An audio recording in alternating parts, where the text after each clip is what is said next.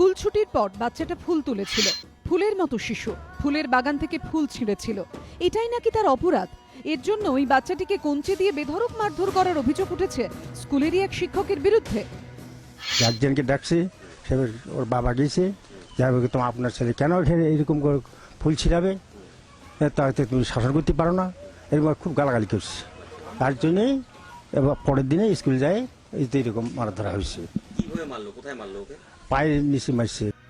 ফুলের মতো শিশুদের ছোঁয়ায় অস্কার ওয়াইল্ডের সেলফিশ জায়ান্টেরও মন গলে গিয়েছিল। কিন্তু জলপাইগুড়িতে যে অভিযোগ, তাতে অনেকেই শিউরে উঠছেন। স্কুলের ফুল বাগান থেকে ফুল ছেঁড়ায় বেধড়ক মারধর করার অভিযোগ উঠল স্কুলেরই এক শিক্ষকের বিরুদ্ধে।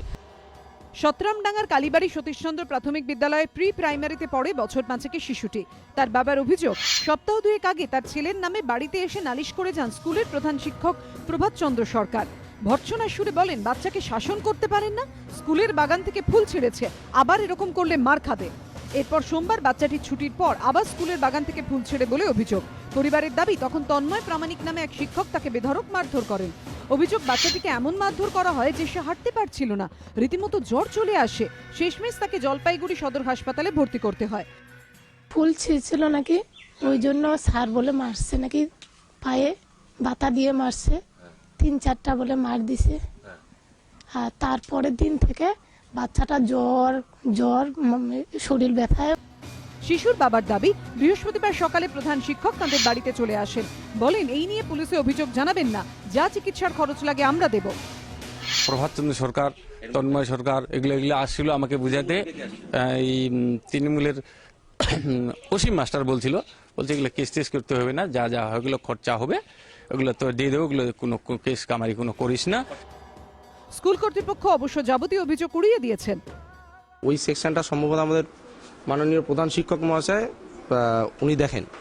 তো প্রথমত 1 নম্বর কথা হচ্ছে যে আমি তো প্রি প্রাইমারি সেকশনে নই, আর ওদেরকে মারার কোনো প্রশ্নই আসে না, বিকজ ছুটির সময় যাই হোক। আর 1 নম্বর কথা হচ্ছে আমাদের কাছে গভর্নমেন্ট রুলস আছে, সুপ্রিম কোর্টের অর্ডার আছে যে বাচ্চাদের গায়ে হাত দেওয়া যাবে না।